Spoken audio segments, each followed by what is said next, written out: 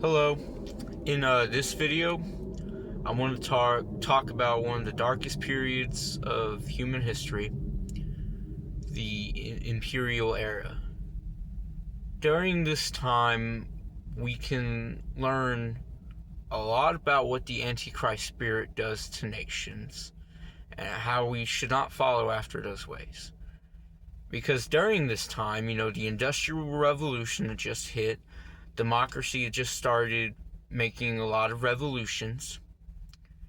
But also, since industrialization had come, we had been able to finally go into Africa.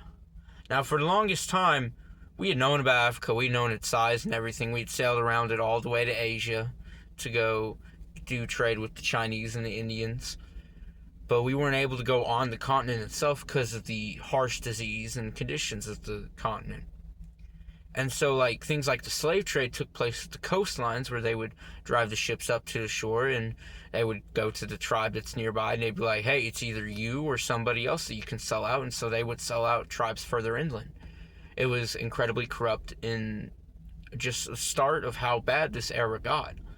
Because after we got access to Africa, it was like Africa was a buffet table, and you just pick as many parts as you want. These nations were dividing regions, not based on what the tribes had already set for borders or areas, but based on what they wanted resource-wise.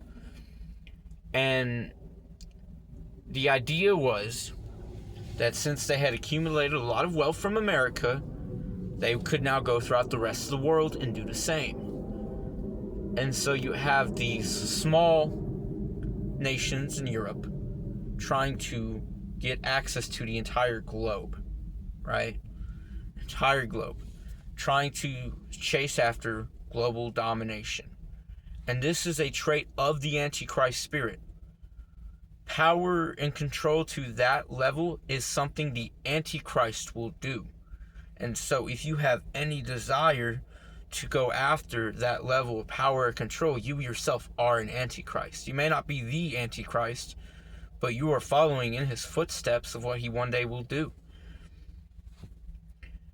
But that's just the start, because all these nations are building up wealth, they're building up militaries, they're making secret alliances. It is the most tension that could ever be put on the European continent. And so when Archduke Ferdinand was assassinated, it was the powder keg that led to the explosion. The explosion being World War I. And there was no war like it. You typically only went after the armies of the enemy until they surrendered. But this time, the weapons were so destructive and efficient that they started going after civilian populations. The idea was, if you harm enough of their civilians, they'll surrender. Right? You get to this idea of total war and modern warfare, and it's very, very gruesome. The atrocities which happened in World War I were terrible. I mean, you had trench warfare, which is basically you'll dig out tunnels, and you have no man's land, which had little barricades, mines placed all over it, machine guns lined at both ends, ready to fire throughout the entire trench of no man's land. It was very deadly. It was terrible, terrible conditions for people to be in. And when they eventually did end the war, they ended it in such a terrible way that it made the Second War inevitable. Because when the Triple Entente, Russia, Britain, France, and eventually the US, they claimed to win the war. They got the armistice signed on November 11th. And at the treaty that they had over in Paris, in the Versailles area, they basically blamed all of it on Germany, even though Germany wasn't necessarily solely responsible for this war. It was everybody's fault, because they had been militarizing and building up so much that a war like this was inevitably going to cost the entire continent, everything. But then they put the massive war debt on Germany, because they were the first major power to actually take part in the war after it was originally just Serbia and Austria-Hungary. They were the first ones to kind of join in backing up Serbia. And it's terrible what they did to these people. But it's terrible what comes after. And honestly, the only thing I have to say is that you weren't the judges. This wasn't your call. You should have worked together to repair, because putting it all on the blame on one country led to you creating Hitler. I mean, it was times like the Germans were in that created people like Hitler.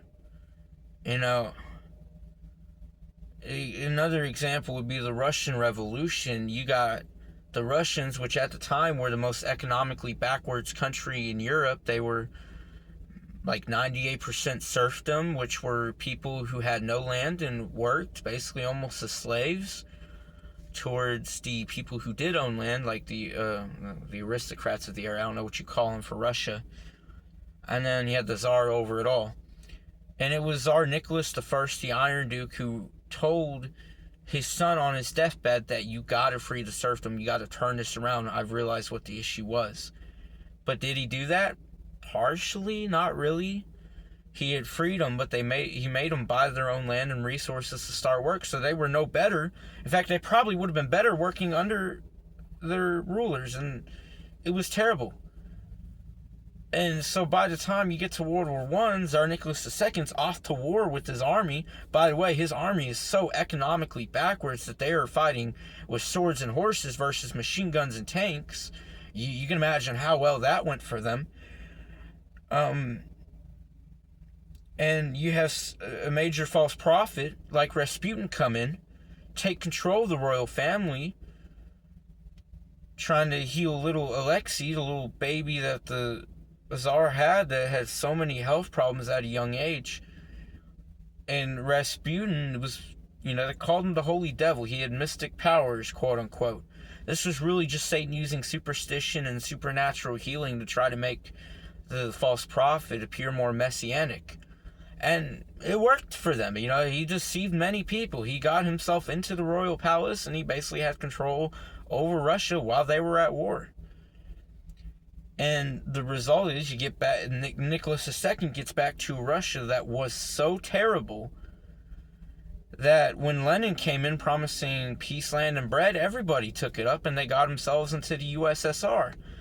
One of the worst dictatorships in all of history. Meanwhile, Germans are so effed up from the economy that, they are literally burning loads of their money because of how useless it is. The inflation had skyrocketed beyond belief because of the amount of debt they were in. And you think America would have it better, right?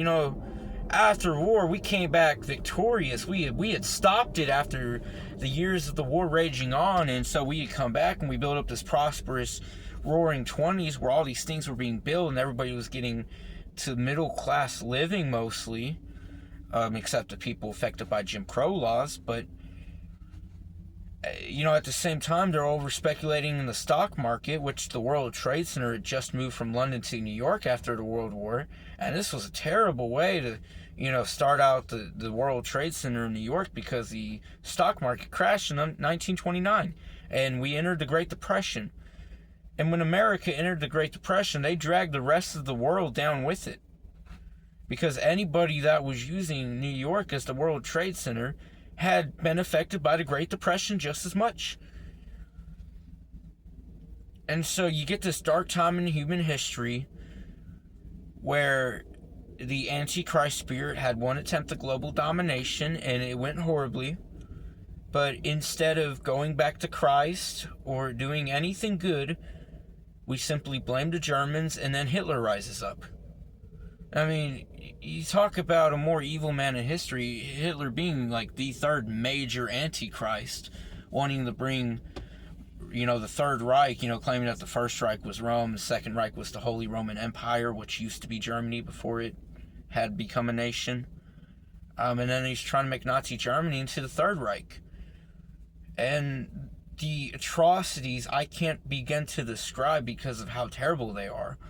When I was writing them in the book of Imperialisms, I was crying. It's seeing what had happened to these people. Jewish, Slavic, gay, lesbian, black, all alike, being thrown into these camps, and the terrible things they had endured. And it was all because we as the world had let the Antichrist spirit take over. After the great falling away of the church, church had become so divided that they couldn't stand up to this. You hear anything about me talking about what the church was doing during this time? No, because they weren't doing much. The Catholic Church, the biggest church in the world, was under Mussolini's control. It was terrible. And we had let dictators rise up, these people who were possessed by the Antichrist spirit, go on saying, we can help get you through this dark time. And what did they do? They make the time darker. Even people like FDR, man. Like, you think he did all these great things in us out of the Great Depression, which he did. But then he also centralized so much government power and making the Supreme Court a lot bigger. That way it favored him. Things like that. And this is like how America has slowly fallen. It's been from centralized power, from crises like World War I or the Civil War or World War II. And so when World War II does happen, it's terrible. It had to be a combination of the Allies trying not to start a war at the cost of letting somebody like Hitler rise up. And then at the same time, while Hitler was rising, Stalin got into power, because when Lenin died, he had wanted Stalin to plan a funeral, and Trotsky, the second in command, wasn't even invited. And so Stalin used that funeral to take power. And what Stalin did was on par with Hitler. It was terrible stuff. And in times like this, instead of pointing to a truth, instead of improving ourselves so we can help improve the world, we demonize the other side. I mean, the amount of American propaganda against Hitler was terrible. Like, yeah, he had concentration camps, which did terrible things to these people, but the U.S. had internment camps, because when Pearl Harbor happened, they'd become incredibly discriminatory towards all Japanese Americans, even Chinese Americans, and other Americans that weren't even from Japan. And it's not like they'd come to America to work with Japan. Now, some of them had their worst spies, I don't doubt it, but that doesn't mean you take an entire race of people and put them in internment camps because you're not sure if it's safe for them to be in society. It's an extreme dictatorial move. And nobody was a good guy in this time. There was no hero. Do not think a single nation was doing a righteous thing at this time. If the church had already started falling away and wasn't able to stand up to this, do you think the church was helping to make a great nation that could stand up to this? No. The nations were just as screwed up. I mean, you talk about human experiments that happened over in Auschwitz, but you got MK Ultra in America, and human experiments going on in the gulags in Russia. Everybody was doing these terrible things. And then the Manhattan Project, which came out towards the end of the war. We were in a race of discovering nuclear fusion and fission, and figuring out how to weaponize that and use it. We were so worried that the Germans were going to get it first that we decided we're going to get it first. And did we use it right? No. Because we ended the war in Europe without a bomb. We could have done it in Japan without dropping the bombs. But Truman waited out, and he thought it would be much more bloody if we went to Tokyo and invaded versus just dropping the 2 bombs in Nagasaki and Hiroshima. But when he did that, he started a chain reaction. And it was funny because like Oppenheimer and Einstein and other people who were aware of the bomb's development had feared if the bomb continued the nuclear reaction, if it would ignite the whole atmosphere. Now, it didn't do that, but it definitely caused a chain reaction that affected the entire globe. And that reaction would be the Cold War. And I want to talk about that today because today's about the Imperial Age and how messed up it was. And so it would seem like in this dark time there is no light at the end of the tunnel. But good did come about this. Because after World War II, the Allies realized that, well, if Germany was as evil as they were for being, colonial powers trying to take all these nations and use them for resources to build a strong military and be ready to conquer the world, that they shouldn't do it either. And so over the next couple decades, up to like the 1990s, you get decolonization, these European powers finally letting the people govern themselves and finally letting them have the freedom that they long deserved. And so there is a light at the end of the tunnel for this dark era in history, but we shouldn't forget it just because it's dark. If anything, we should remember it more so we know not to repeat it, because we as a society have forgotten a lot of our history, and that's why we're doomed to repeat it soon enough. I mean, you talk about these imperial powers and how they were bad for colonizing all these nations, but now you got nations trying to colonize the internet, trying to become the most globalized and wealthy nation out there. It's just as bad as going after global domination. It's just a new flavor. It's just a new type of evil. It's the same evil, though. And so, I ask you, having now heard this, having the ears to hear, I ask you to take this message to heart and to not repeat it. We are about to repeat the most darkest time in human history, all because we are falling asleep as a church. That's what happened before, and it's happening again. Because that's how cycles go. We don't need to look in history necessarily to see some cycles. You can go to the book of Judges. There's a whole bunch of cycles of what happens when you claim to repent, but then you don't really change your ways and you fall into the same evil. And that's what's happening now. So please, wake up, rise up, and do not let our fellow human beings repeat the atrocities that they had in the 1940s. Have a good day. Let some people know about this, because we do not need another world war. Have a good one. God be with you.